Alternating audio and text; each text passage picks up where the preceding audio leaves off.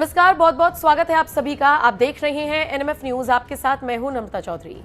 मौनी अमावस्या के मौके पर महाकुंभ में जिस तरीके से भगदड़ मची, उन तस्वीरों ने सबको हैरान किया, परेशान किया। लेकिन 2 बजे के आसपास ये जो भगदड़ मची थी, 3:30 बजे तक इसे कंट्रोल कर लिया गया, जिसके बाद से ही पुलिस व्यवस्था की भी, कानून व्यवस्था की भी जमकर तारीफ हो रही है। और हालातों को जिस तरीके से कंट्रोल किया गया, खुद योगी आदित्यनाथ बारीकी से नजर बनाए हुए थे।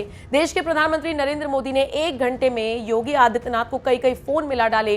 गृहमंत्री अमित शाह ने भी मदद का आश्वासन दे दिया। उसके बाद से कहा जा रहा है कि मैनेजमेंट पूरी तरीके से सफल रहा और कोई बड़ा हादसा होते होते सरकार ने बचा लिया। हालांकि इस हादसे में भी आपको बताते चले, कई लोग घायल हुए, कई लोगों के मौत की भी खबर सामने आई और उसके बाद से ही लगातार इस पर राजनीति हो रही है। अखिलेश जैसे नेता लगातार व्यवस्थाओं पर सवाल खड़े कर रहे हैं, तो वहीं दूसरी तरफ बीजेपी के नेता डिफेंड कर रहे हैं कि चीजों को वक्त रहते कंट्रोल कर लिया गया। बाकी जो आम श्रद्धालु हैं, जो महाकुंभ में इस वक्त मौजूद हैं, जो उस वक्त के प्रत्यक्षदर्शी भी थे, वो भी कई कैमरे पर ये बोलते हुए नजर आए हैं कि हमें योगी आदित्यनाथ से कोई शिकायत नहीं है, पुलिस प्रशासन से हमें कोई शिकायत नहीं है, क्योंकि पुलिस प्रशासन हमारी मदद के लिए मुस्तैद वहां पर मौजूद रहा, खड़ा रहा।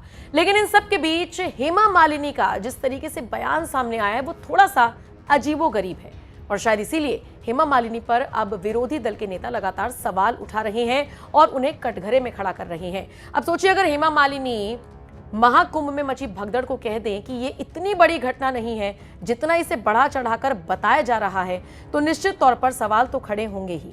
आपको बताते चले, न्यूज एजेंसी से बात करते हुए हेमा मालिनी ने कह दिया, हम भी कुंभ गए, हमने अच्छे से स्नान किया, ये सही है कि घटना हुई, लेकिन ये कोई इतना बड़ा भी नहीं हुआ था। इतना बड़ा है क्या वो मुझे नहीं मालूम, बस इसे ज्यादा बढ़ा चढ़ाकर बताया जा रहा है। इसे सही तरीके से मैनेज कर लिया गया। बहुत भीड़ आ रही है, इसीलिए उसे मैनेज करना कठिन है। इसके बाद उनसे पूछा गया कि अखिलेश यादव तो कह रहे हैं कि महाकुंभ में सेना को लगा देना चाहिए, जिसके बाद हेमा ने जवाब देते हुए कहा कि उनका तो काम ही ऐसा कहना, बहुत अच्छे से स्थिति को संभाला जा रहा है। देखिए, इसमें कोई दो राय नहीं कि स्थिति को कंट्रोल कर लिया गया, बहुत अच्छे तरीके से सब कुछ काबू कर लिया गया। लेकिन भगदड़ मची, उसमें लोग घायल हुए, कुछ लोगों की मौत की भी खबर सामने आई। उसको लेकर हेमा मालिनी ने जिस तरीके से कहा कि इतनी बड़ी घटना नहीं थी, उससे लोग आहत हुए हैं और इस पर भी अब सियासत शुरू हो गई है। जरा सुन तो लीजिए हेमा मालिनी ने और क्या कुछ कहा। हम कुंभ में गए थे, we had a very nice part, बहुत अच्छा सब कुछ हुआ। बट ये इंसिडेंट हुआ था विच इज राइट, बट इतना बड़ा ऐसा कुछ नहीं हुआ था लेकिन वो कितना बड़ा है, क्या है, वो मुझे नहीं मालूम है। But very well managed, everything was done very well. Ma'am, उसे ज्यादा एग्जैजरेट किया जाए। सिर्फ हेमा मालिनी ही नहीं, इससे पहले समाजवादी पार्टी की सांसद जया बच्चन भी महाकुंभ में मची भगदड़ को लेकर क्या कुछ कहती हुई नजर आई थी, वो भी आपको सुन लेना चाहिए। सबसे ज्यादा कंटामिनेटेड वाटर इस वक्त कहाँ है? कुंभ में है।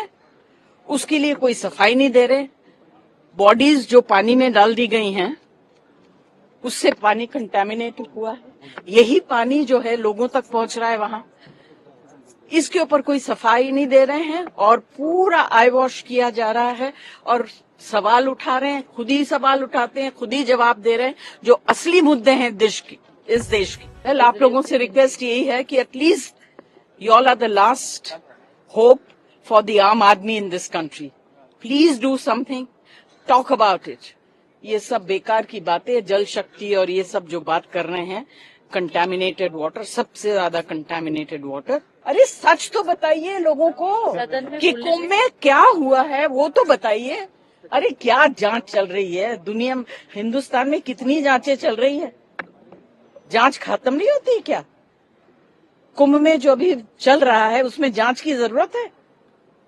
आप देखिए ना, आप लोगों के पास सारी तस्वीरें आ रही होंगी। जो दलदल में लोग फंस गए हैं उनको बाहर निकाल रहे हैं। अरे बाबा, पोस्टमार्टम का सवाल नहीं है, डेड बॉडीज को उठा के पानी में डाल दिया है। कंटामिनेटेड नहीं है वो वाटर।